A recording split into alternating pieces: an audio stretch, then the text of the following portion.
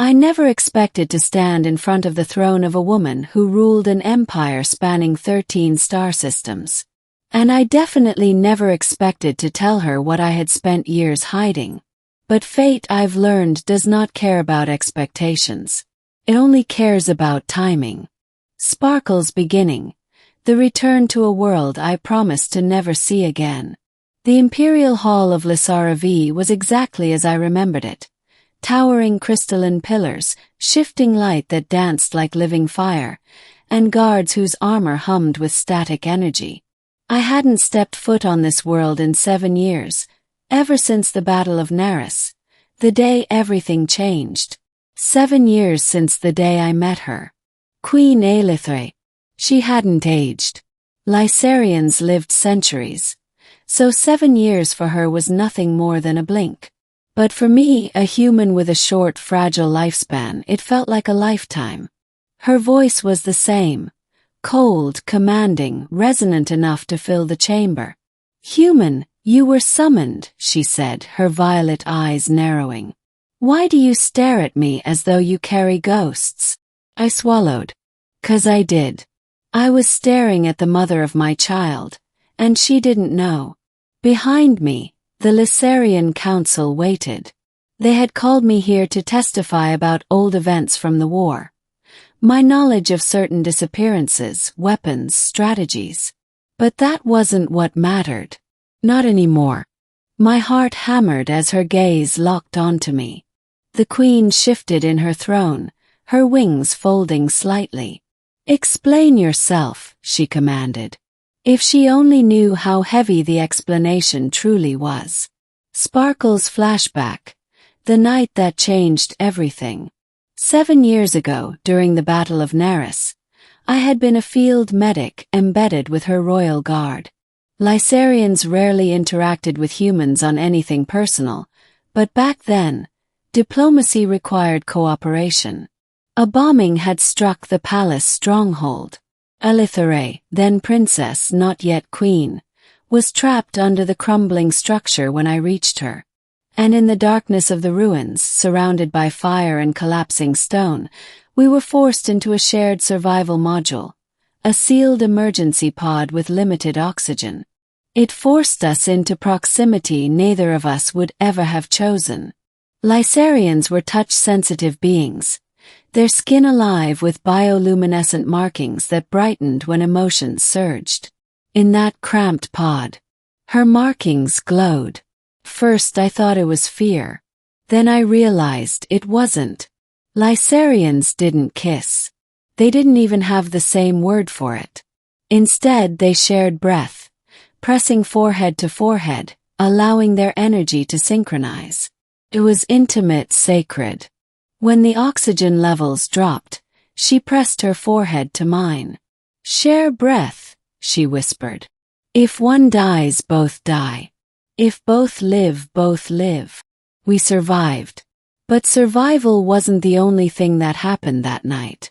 There are rituals Lysarians never explain to outsiders. One of those was the breath synchrony bond. It was more powerful than either of us understood in that moment. 3 weeks later, as the war ended, she disappeared behind palace walls. Diplomats told me she could no longer meet privately with foreign personnel. The new queen had ascended, and I was dismissed from the empire without explanation. Until something unexpected happened. 3 months after returning to Earth, I discovered the effects of that ritual. Lysarian biology was little understood by humans, but one thing became clear. I wasn't alone. A child, part human, part Lysarian, was born in secret. A child who the queen never knew existed. And I had vowed never to bring him here. Never let the empire take him. But now, circumstances forced my hand. Sparkle's middle. The truth breaks the throne room silence. "Human," Queen Aelithre said sharply, pulling me out of my thoughts. "You were summoned for testimony, not to stand there trembling. Speak." I exhaled slowly. "Your Majesty," I said, voice shaking, There is something I must reveal before anything else. Something only you have the right to hear." The council stirred in annoyance. But the queen raised her hand. Silence fell. "Approach." I stepped toward the crystalline dais, every footstep echoing like a hammer on my chest. Her eyes stayed locked with mine. Her bioluminescent markings faintly flickered, something they did when curiosity pierced her composure. "Why do you look at me with such weight?" she asked. "As though fate herself clings to you." I knew there was no turning back. I pulled out the small hollow emitter from my pocket. "Because this," I whispered, activating it, "is yours to see." A gentle beam projected a small figure, 4 feet tall, hair glimmering with faint silver, eyes glowing purple like the queen. The hologram spun slowly, showing every detail. The throne room reacted instantly. Whispers, shocked expressions, but none louder than the silence from the throne. Queen Aelith froze. Her wings stiffened. Her markings blazed bright gold, the rarest and most intense emotional response a Lysarian could show. "What?" she breathed, barely above a whisper. "What am I looking at?" I swallowed the fear, the guilt, the years of secrecy. "Aelith." I dared to speak without her title. "You're looking at our child." The room exploded in chaos. Guards stepping forward, council members shouting, advisors demanding explanations. But the queen didn't hear them.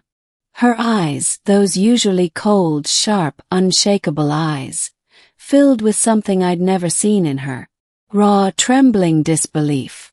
"Impossible," she whispered. "There has never been a human-Lysarian hybrid in all recorded history." But the hologram showed undeniable truth.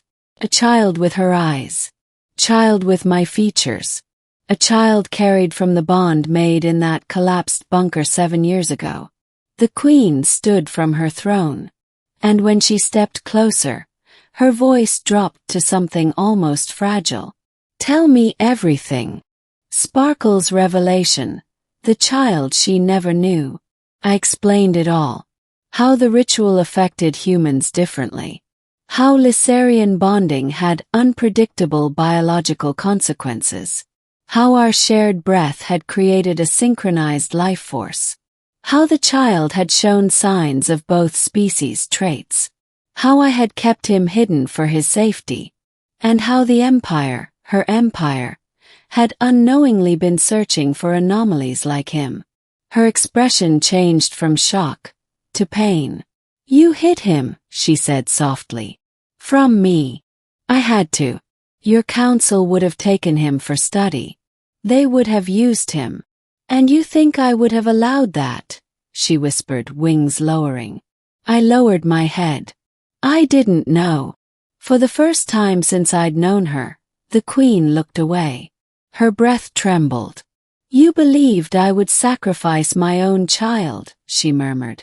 "Is that what you think of me?" "No," I said quickly. "I believed your advisors would. Your empire. Your traditions. I didn't know who you truly were anymore." She closed her eyes. And when she opened them again, tears glimmered. Golden bioluminescent tears unique to her kind. "Where is he now?" she asked. "In orbit," I answered. "Safe. With guardians I trust."